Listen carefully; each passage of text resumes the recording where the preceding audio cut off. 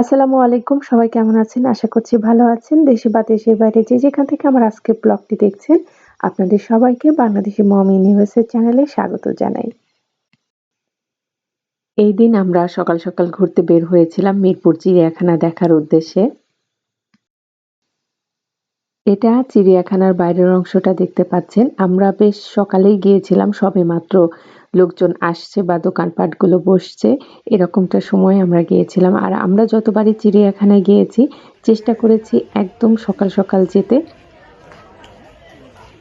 সকালের দিকটাতে চিড়িয়াখানায় যাওয়ার একটাই কারণ ছিল, ওই সময়টাতে পশু-পাখিকে খেতে দেয়। ওই দৃশ্যগুলো দেখার জন্যই আমাদের একদম ঘুম থেকে উঠেই রেডি হয়ে রওনা দিয়ে দেওয়া।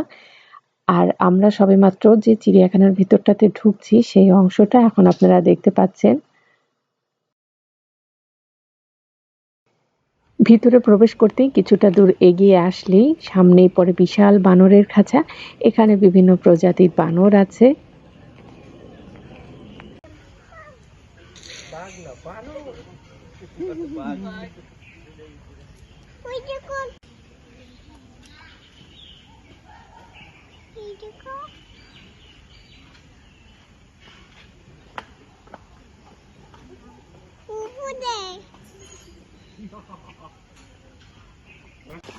এরপরেই চলে গিয়েছিলাম বেশ কয়েকটা প্রজাতি পাখি রাখা সেই খাঁচাটা দেখতে।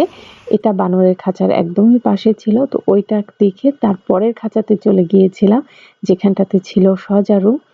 খাঁচার নেটগুলো এত হিজিবিজি করে দেওয়া যে ভিডিওতে স্পষ্টভাবে দেখাই যাচ্ছিল না। তো একটু চেষ্টা করছিলাম উম ক্যামেরাটাকে ওইভাবে ধরতে যাতে একটু বোঝা যায় যে কোন খাঁচাতে কি আছে। তো আরেকটু দূর এগিয়ে এসেই দেখতে পেলাম এখানে সিংহ রাখা, যেটা ভাগ ঘুমাচ্ছিল। হচ্ছে। এটার নাম কি? এটার নাম তোতা পাখি। তোতা পাখি।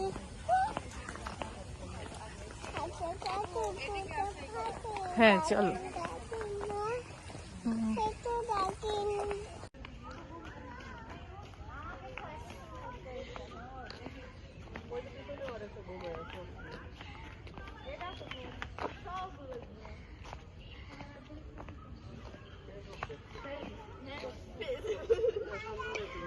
আমরা যেটা কাছেই যাচ্ছিলাম সেখানেই যেয়ে দেখছিলাম সিংহ মামা ঘুমাচ্ছে। তো আরেকটা খাঁচার কাছে এসে দেখি সেখানেও তারা ঘুমিয়েই যাচ্ছে।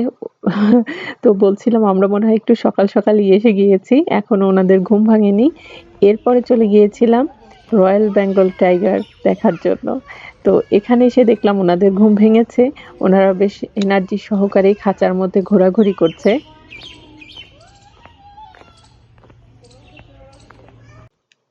এই খাঁচায় বাঘ ২ টার মনে হয় খুব খিদা পেয়েছিল এবং ওরা এত রাগান্বিত হয়েছিল আর খাঁচার বাইরে আসার খুব চেষ্টা করছিল যে বাইরে গেলেই একটাকে ধরবে, মানে এরকম অবস্থা আরকি। তো আমাদের ওরা ভিতরে ছিল তাই দেখেই ভয় লাগছিল।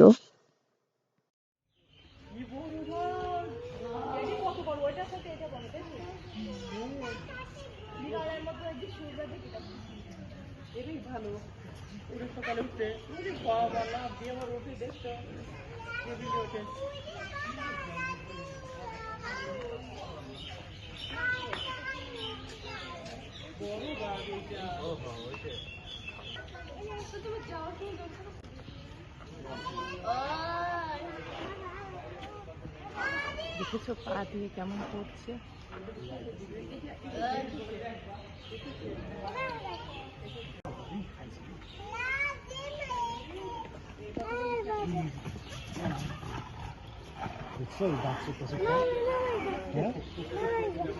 খাসার ভিতরে আছে মায়েরা দেখছো?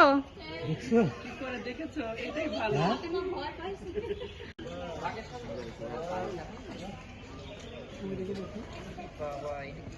ওই যে দেখো।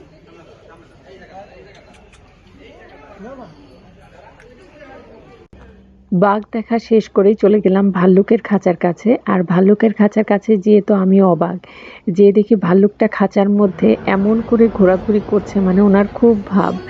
মানে দেখে এত ভালো লাগলো।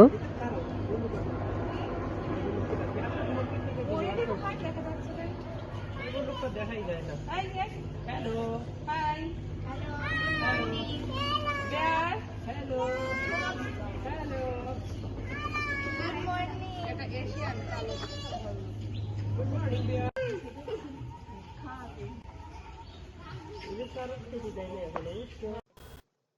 এই খাঁচাতে ছিল আফ্রিকান সিংহ।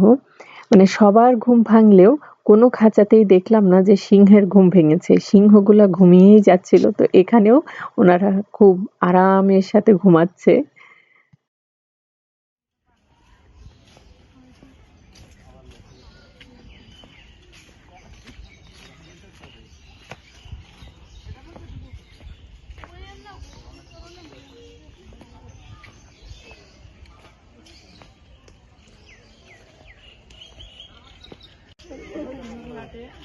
মায়েরা দেখছো কিভাবে হাঁটে ওটা দেখেছো? মাথার উপর এটা মনে হচ্ছে আর্টিফিশিয়াল, এমন নিখুঁত, তাই না?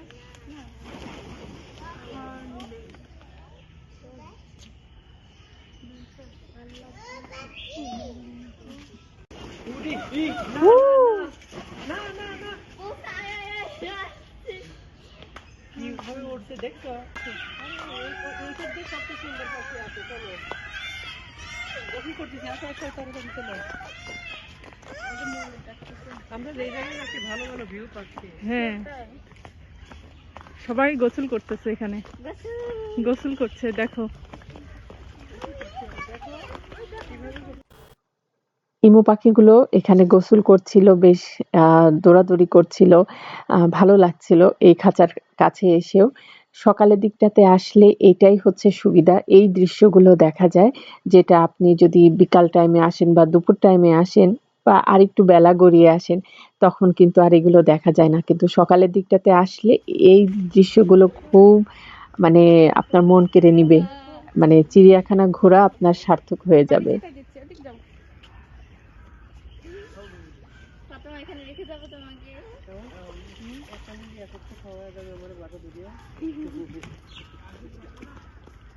ইমু পাখির পরেই ছিল ময়ূরের খাঁচা। তো দূর থেকে দেখতে পেলাম ময়ূর খুব সুন্দর করে পেখম মেলে আছে। এই দৃশ্যটা দেখার জন্য আর একটুও ইমু পাখির ওখানে দাঁড়াই নাই, যে তাড়াতাড়ি করে এখানে চলে এসেছি দেখার জন্য। দেখুন কি সুন্দর করে ময়ূরগুলো পেখম মেলে ঘোরাঘুরি করছে।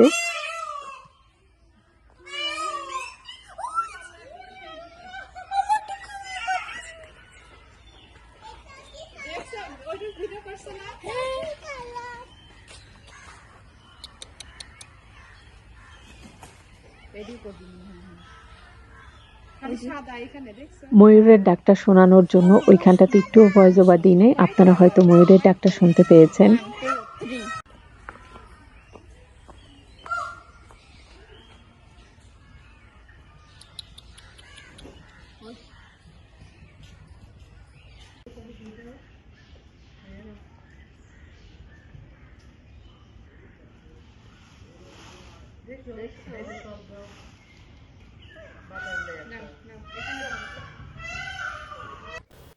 ময়ূর দেখা শেষ করেই আমরা সামনের দিকে আগাচ্ছিলাম জিরাফ দেখার জন্য। ময়ূর দেখে তো মন একদম ভরে গেল। তো জিরাফ দেখার জন্য সামনের দিকে আগাচ্ছিলাম। সকালের দিকটা আসার আরেকটা কারণ আছে আমাদের, সেটা হচ্ছে আমরা তো গিয়েছিলাম যখন, তখন তো গরম ছিল। সকালের দিকটাতে গেলে কিন্তু অতটা গরম লাগে না। মানে বেলা ওঠার আগেই দেখা যায় যে চিড়িয়াখানা ঘোরা প্রায় অর্ধেক শেষ হয়ে যায়। আর গরমটা ওইভাবে লাগে না। ঘুরে একটু বাচ্চা-কাচ্চা নিয়ে ঘুরে ফিরে একটু আরাম হয়।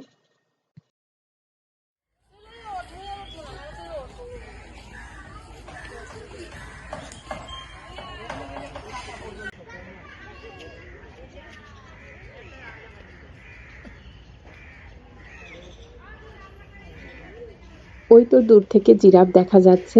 তো জিরাফটা আরেকটু ভালো করে দেখার জন্য এখানে একটু সিঁড়ি বেয়ে উঠে একটা বারান্দা মতো বানানো আছে।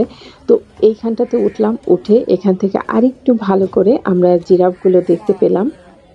ও আসছে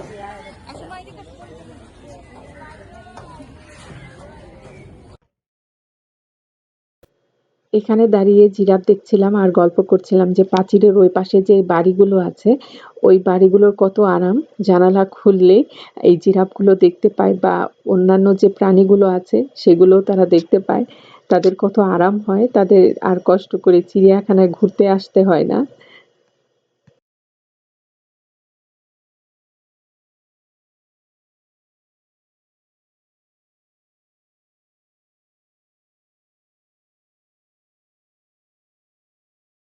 হ্যাঁ সত্যি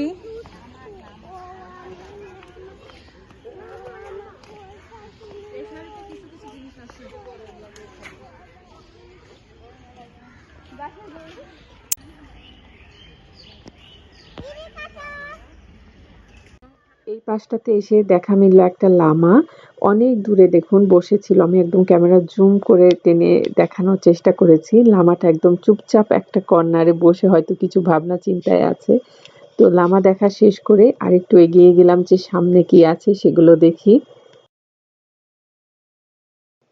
এর পরের খাঁচায় রাখা ছিল গাধা তো গাধাগুলো যখন দেখছিলাম আর মজা করছিলাম যে দাঁড়িয়ে দাঁড়িয়ে এখন নিজেকেই দেখতে পাচ্ছি এরপরে বেশ কিছুটা হেঁটে এসে দেখতে পেলাম শঙ্খ চিল মানে এই প্রজাতির যে পাখিগুলো সেগুলো রাখা এরকম ছোট ছোট খাঁচাতে চিড়িয়াখানাটা তো বিশাল বড় অনেকক্ষণ ধরে হেঁটেছি আবার কিছুক্ষণ বসে একটু বিশ্রামও নিয়েছি পরে আর আমার এনার্জি ছিল না আর একটু ডিটেলে ভিডিওগুলো করার তো একটু একটু করে আমি ভিডিওগুলো করেছি ওইগুলো দেখার পরেই পরের খাঁচাতে এসে দেখতে পেলাম এখানে সাদা কাক রাখা সাদা কাক আমি প্রথম দেখলাম আপনারা হয়তো অনেকেই সাদা কাক দেখেছেন কিন্তু আমি এই প্রথমবার সাদা কাক দেখলাম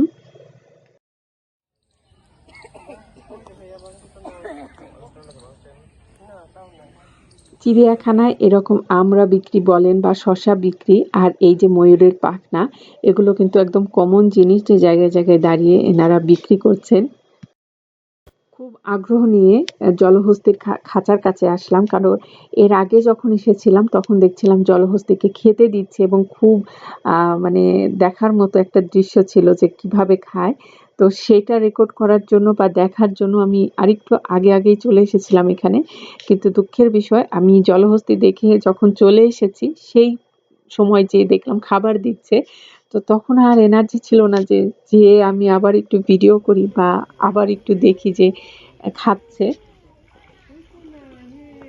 এরপরে চলে এসেছিলাম কুমির দেখতে ওই যে দূরে দেখুন দেওয়াল ঘেঁষে একটা কুমির শুয়ে ঘুমাচ্ছে এখন ওনার ঘুম হয়তো ভাঙে নাই তো ওইটা দেখা শেষ করেই চলে আসলাম সাপ দেখতে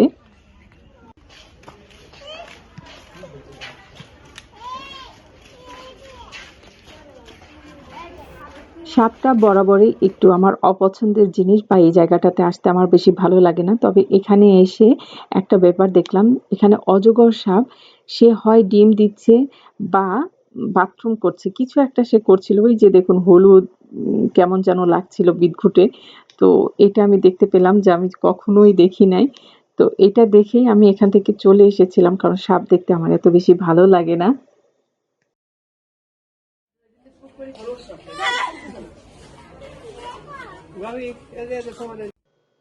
এর আগের খাঁচাতে তো দেখতে পেলেন সাদা ময়ূরগুলো পেখম মেলে আছে তো ওই সাদা ময়ূরের পাশেই ছিল এরকম রঙিন ময়ূরেরও কয়েকটা খাঁচা কিন্তু ওইখানটাতে ময়ূরগুলো এরকম পেখম মেলে ছিল না ওরা চুপচাপ বসেছিল তো অনেকক্ষণ ঘোরাঘুরি করার পরে যে এই খাঁচাটাতে কাছে এসে দেখতে পেলাম যে এখানে যে ময়ূরটা আছে সেটা খুব সুন্দর করে পেখম মেলেছিল যেটা দেখতে খুবই ভালো লাগছিল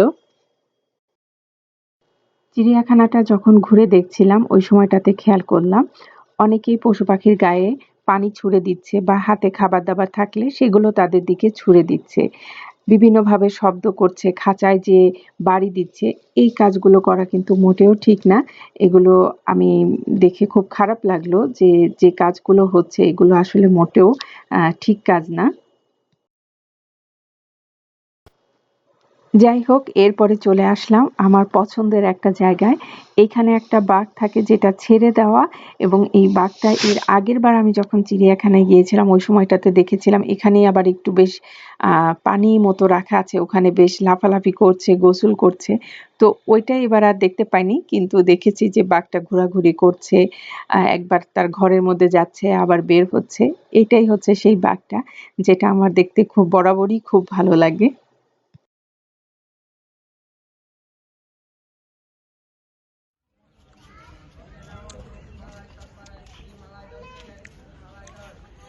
বাঘ দেখা শেষ করেই চলে আসলাম হরিণ দেখতে সুন্দরবনের চিত্রা হরিণ এই হরিণগুলো দেখতে আমার খুব ভালো লাগে একটা শেডের নিচে দেখলাম সবগুলো এক জায়গা হয়ে খাবার খাচ্ছিল, যেটা দেখতে ভীষণই ভালো লাগছিল। দেখুন হরিণগুলা দেখতে কি সুন্দর লাগছে। আরো অনেকগুলোই পশু পাখি দেখা হয়েছে, যেগুলো কিনা আর পরবর্তীতে আমার ভিডিও করা হয়নি। কারণ পরবর্তীতে যে ভালো লাগছিল ঘুরতে, কিন্তু আর ভিডিও করার সেই এনার্জি আমি পাচ্ছিলাম না। মনে হচ্ছিল যে হ্যাঁ, একটু দেখে বাচ্চা-কাচ্চা নিয়ে বের হয়ে যাই। কারণ পরের দিকটাতে যে একটু গরমও লেগে যাচ্ছিল।